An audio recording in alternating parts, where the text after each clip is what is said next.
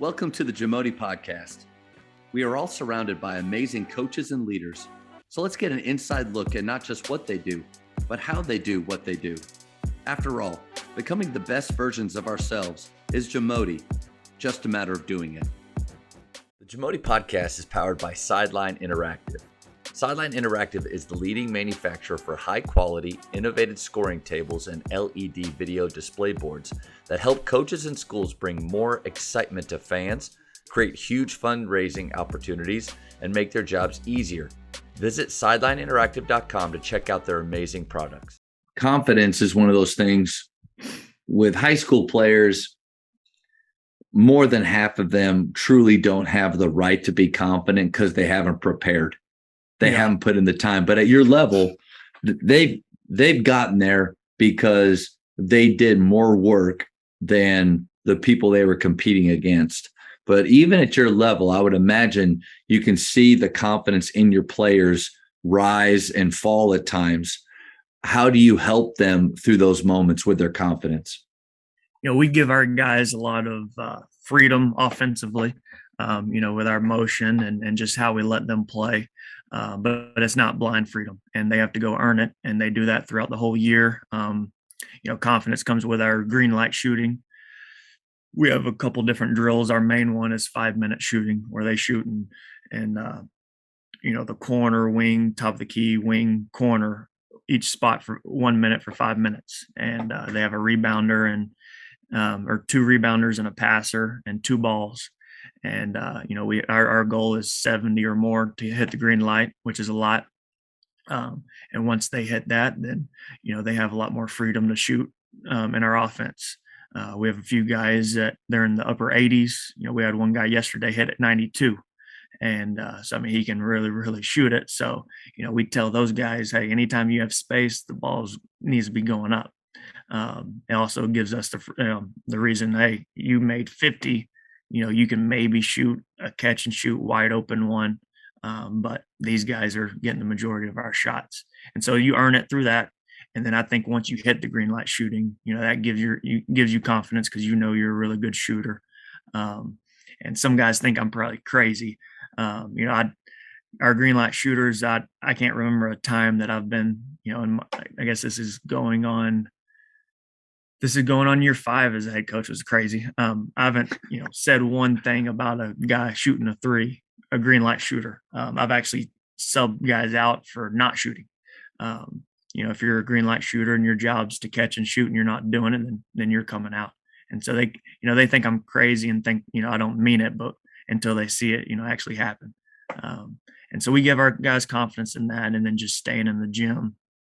We're a really, we make our guys understand how the importance of, individual development. And, we don't do it a lot in practice. Ours is, scheduled throughout the day. That's the advantage of college basketball is, each guy has, an hour in between classes. Well, hey, here this shooting group is going, at 9 a.m. And just getting them in the gym and watching the ball go through the hoop. Coach, I'm a huge fan of shooting games. I love that one. And because I think a lot of us have our own versions of green, yellow, red shooting games that we do with our teams. But I love the reasoning. Another reason that you mentioned for doing shooting games like that is for their confidence. And not the idea of just in that moment seeing 92. What that does, though, is I think in moments when they're slumping or they've missed a couple, we get to, as coaches, come behind them and remind them. It's like the visualization that Kobe Bryant was so great at. He would sit there before games and remember the moments where he's done those things well. I think players in the heat of the moment when they're struggling, they forget. Sometimes they forget the great moments they've had, the work they've put in. And that's where you come around with that number. Hey, do you remember when you hit 92? What are you thinking about? Just let it go. But I think some coaches, can't protect their players' confidence that way because they don't play games like that. that stretch their guys. And for some players, it's going to let them know, listen, you're at 40. That dude's at 92. It's role identification a little bit. It's shot selection. But then Coach Sampson down in Houston, somebody asked him, because he was yelling at a guy for shooting or something. And, you're not giving him any confidence. He's like, I don't want him having any confidence, he doesn't earn the right. yeah, absolutely. And so, we have 5 different shooting drills like that are all a little different to kind of change it up. Our guys really enjoy them because it's a challenge for them, and it kind of helps separate some guys. And then those that are what we maybe say yellow or red, lower on those scales, when they see the way that you talk to, the freedom that you give your green light shooters, there's 2 choices at that point. You could say, well, to heck with it. No way I can get there, and just settle into your role. It's okay, but it's not ideal. The better option is, all right, here's where I am. I want to get there. And then if that might have the conversation or create the conversation with the player of, Coach, what do I need to do to get there? All right, let's start talking about the 84,000 seconds you have every day, and what you can do more. I tell our guys all the time about a guy that's, he's actually still playing for Central Baptist. My first year there as an assistant, we brought him in from Birdville, actually in Fort Worth.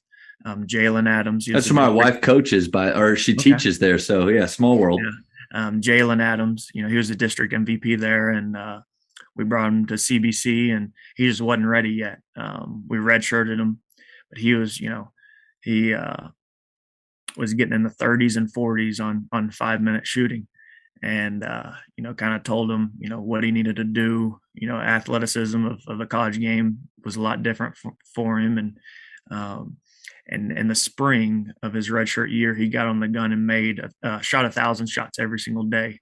Probably at least 5 days a week. And his redshirt freshman year was the first year I was the head coach, and he ended up starting about half of our games and shot 44% from 3 that year.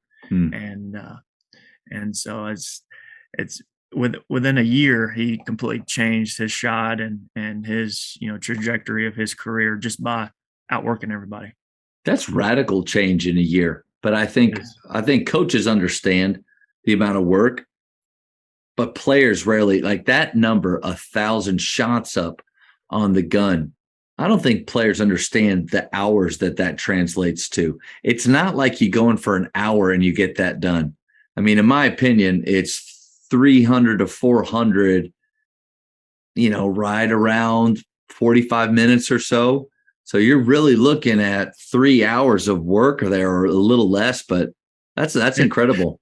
It's a lot of dedication. And and he'd sneak in the gym. I'd get calls from my AD of, hey, who's in the gym at 10 at night? And it'd always be Rook. So you always love those as a coach, like, oh, don't worry, I'll take care of them. And then, hey, that's great. Yeah. Keep doing it.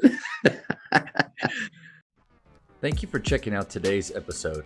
Please take a moment to subscribe to this podcast, share it with your fellow coaches, and find us on social media for what's coming up next on the JAMODI podcast. It's just a matter of doing it.